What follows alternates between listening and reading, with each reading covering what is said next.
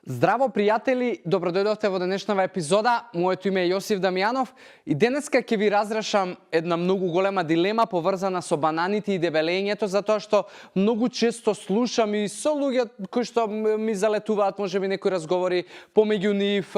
и со луѓето со кои што работам, дека многу често знаат луѓето да се плашат од банана и константно имаат некои филозофии и не знам рамки во кои што се држат дека дневно не треба повеќе од толку банани или во процес на слабење воопшто не треба да се јадат банани затоа што пречат на слабењето или дополнуваат масти, односно дебелеат. И сакам веднаш да ја разрешам таа дилема дека бананите ама воопшто не ви се непријател, напротив бананите се многу добар продукт и овоше што напротив може и да ви помогне да губите килажа ако имате добра и избалансирана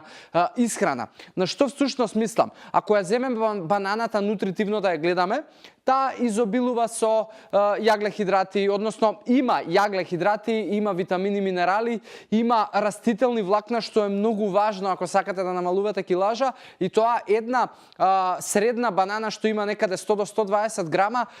има 12% од дневната потреба за растителни влакна, што е итекако значителен процент на растителни влакна кои што итекако му требаат на вашиот метаболизам и дигестивен систем.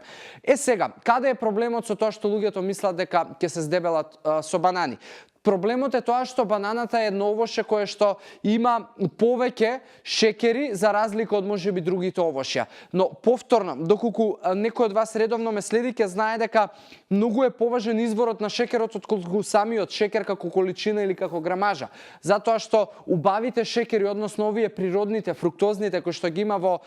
овошјето, доаѓаат со склоп од растителни влакна, витамини и минерали, за разлика од тоа процесираната храна која што ни носи празни шекери и празни калории, односно дополнета со конзерванси, бои, ароми, адитиви, емулгатори и така натаму. Сега, ако повторно математички гледаме, во една банана, која што е 100 до 120 грама, имате 13 до 14 грама на шекер, кој што повторно е далеку помала вредност од она што можеби ќе го најдете во било кој производ. Ако повторно ќе кажам, некој од вас редовно ме следи,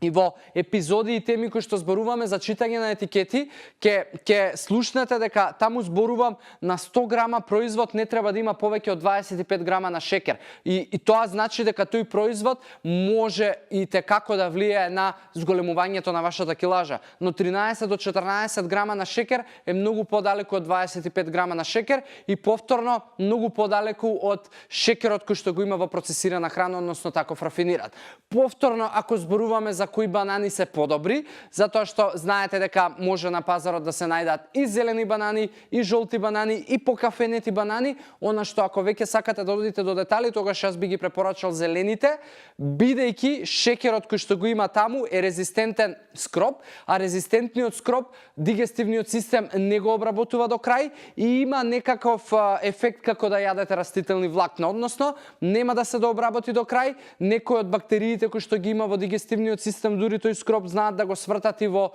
масти, што дополнително ќе ви го намали стравот од тоа дека бананите ќе предизвикаат дебелење. Но во секој случај, какви банани да јадете, јас би рекол и ако јадете и 2, еве максимум 3 во денот,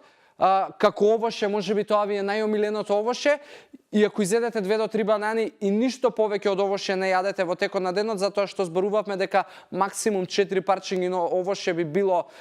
веќе горна граница, во тој случај повторно ќе имате супер резултат и повторно нема да имате закана кон вашата килажа и масти, затоа што бананите се супер производ и сакам оваа порака да допре до вас. И ако познавате луѓе околу вас кои што исто во мислење го имаат, се мачат со истата филозофија, го имаат истиот страф од бананите, споделете и помогнете им и слободно доколку имате било какви стравови, митови и прашања кои што можеби немате одговор или мислите дека имате одговор, тогаш слободно Ask Јосиф хаштагот користете го, комуницирате ме во приватна порака и искоментирате било како и ќе дадам се од себе да одговорам и да ви разрешам некои дилеми и митови во глава. Тука завршуваме со оваа епизода. Ви благодарам за вниманието, ви посакувам здрави животни навики и се гледаме во следното издание. Чао, чао!